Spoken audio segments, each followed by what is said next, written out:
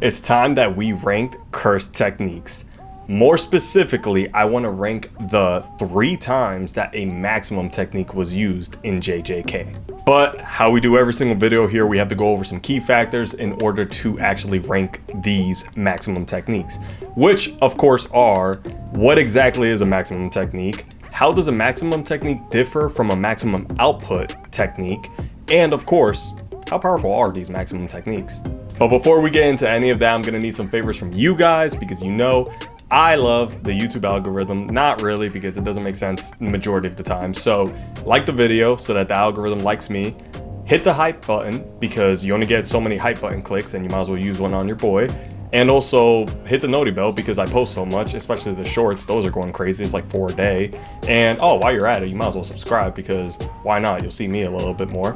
Now let's get into maximum techniques ranked and explained. Now we got to ask the question, what is a maximum technique, right? Is it a curse technique? Is it a maximum output technique? Is it a separate technique all on its own? What exactly is a maximum technique? And a lot of you guys probably are asking this question, especially as you see more JJK come out like we did in season 3 part 1, right? So maximum technique is different from a maximum output technique. I'm gonna just put that out there right from the jump. A maximum technique is the highest pinnacle of Jujutsu sorcery you can get if it's not a domain expansion. Domain expansion is here, maximum technique is here, everything else is below them.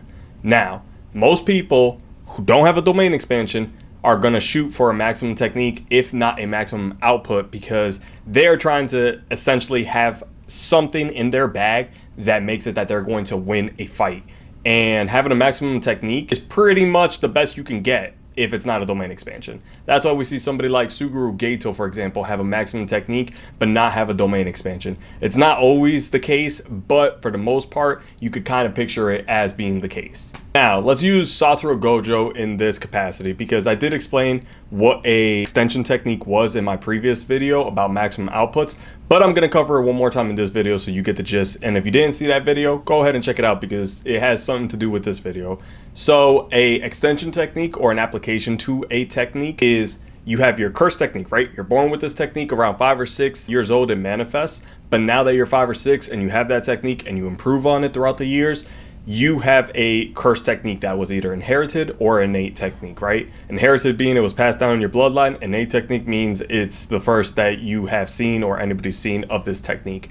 But with Gojo being an inherited technique, that being the Limitless, he has multiple applications. And because it's an inherited technique, that means that there's a blueprint on it, because you have people in your generation who have had this technique and wrote down in scrolls or whatever about this technique saying, hey, you have up to 4 extensions of this technique. You have infinity, you have blue, you have red, and you have hollow purple, which is something most people, unless you're named Gojo, you don't have the access to this information. So you don't know about these extension techniques unless you are probably the user or somebody deep in this, the clan, who has basically the security level, the access level in order to read all this, right? That being said, you have 4 extensions.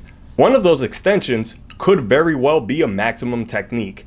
If not, maybe one of those extensions could be maximum outputted. In all of JJK, we know of 3 individuals who have maximum techniques. We know of 4 individuals who have maximum outputs, but there's a whole other video on my page for that. So go ahead and click on that one if you want to know who those 4 individuals are. But let's start off with the number 3 entry in maximum techniques, ranked and explained.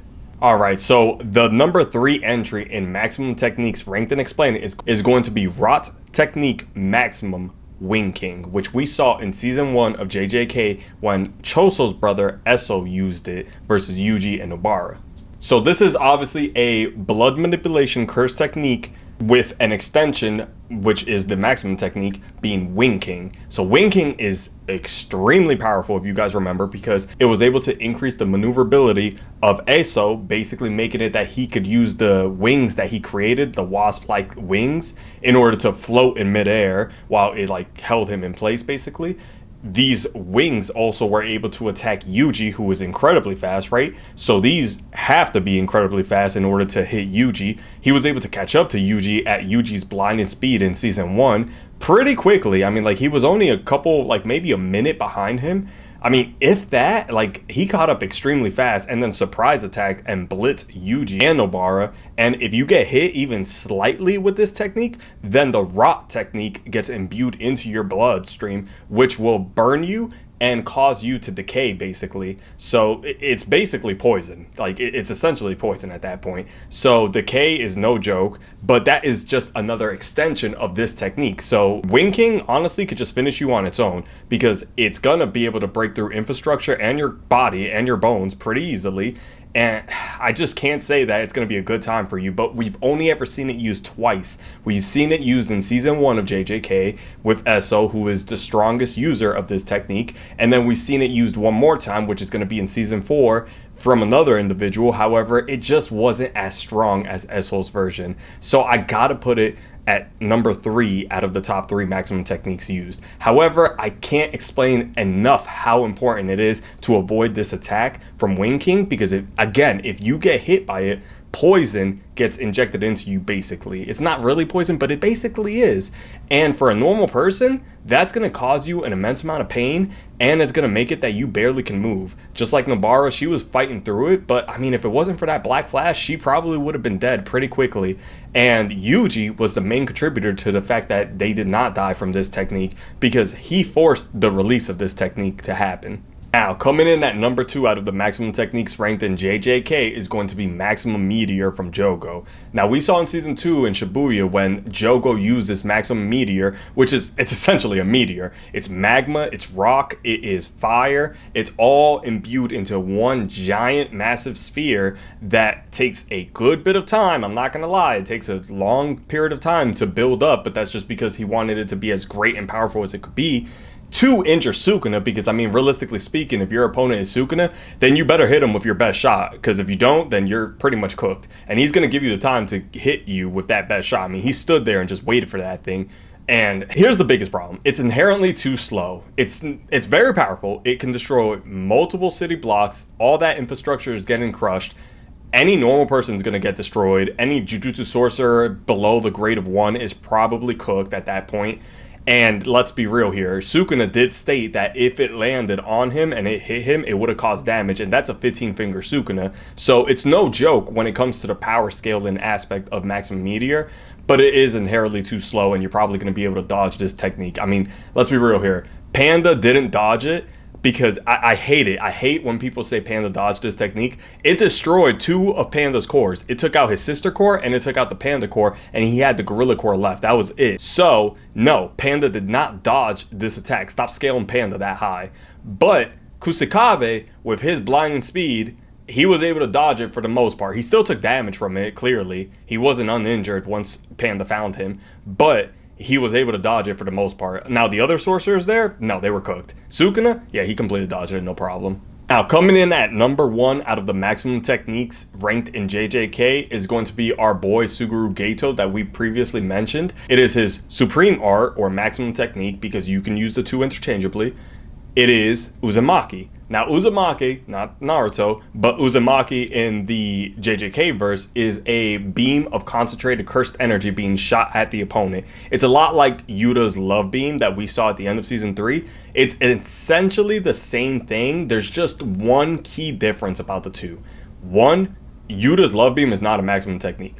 2, Gato's is a maximum technique, so it objectively should be higher in strength, and it kind of was, because look back at season 0 and look at what Yuta did. Yuta entered a binding vow, putting his life on the line in order to get the maximum strength out of Rika in order to defeat Gato's Uzumaki. If Yuta didn't do that, I dare say he was cooked.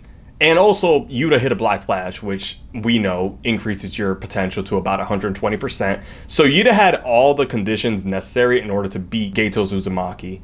So it's just not fair, the difference in power at that point. Like, Gato was objectively stronger at that point, but Yuta he was just raw strength, just no limiters whatsoever. But all that strength and power, like, that was the strongest Yuta was at that point. And it took about 3 months to him to get to that point again in the story, which now, I mean, at the end of season 3, like, you see what he did. Like, he is stronger than he was back then. But at that point in the story, like, if he kept those inhibitors blocked and he didn't have that 5-minute timer and everything, he would have been the strongest, no doubt. Like, Gojo and him would have been so close in strength. I dare say that. Because Gojo is not made. He's not built. His kit's not built for the long game. Yuta's just might be. And I will fight that.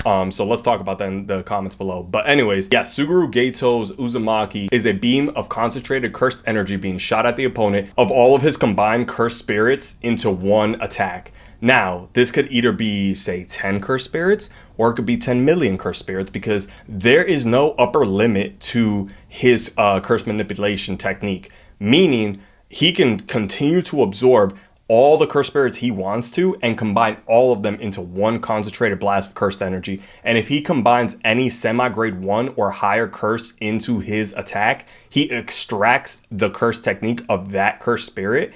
And now he's able to use it one time, which is extremely powerful, because if he extracts, say, Jogo's curse technique, he used maximum Meteor. If he extracts Sukuna's curse technique, well, Sukuna's not a curse spirit, but if he extracts, say, Aito's, he could use Auto Transfiguration. Dagon's, he could use his water manipulation, anything like that, right? Like he could use, what is it, Disaster Water or whatever it's called. He can use any other curse spirit's technique one time after he extracts it. It's extremely powerful. I can't even tell you how powerful that is. It basically means that you have Yuta's copy technique once. It's weirdly powerful. But is there a downside to it? I mean, realistically, no, because there's no limit of curse spirits you can mix into this attack.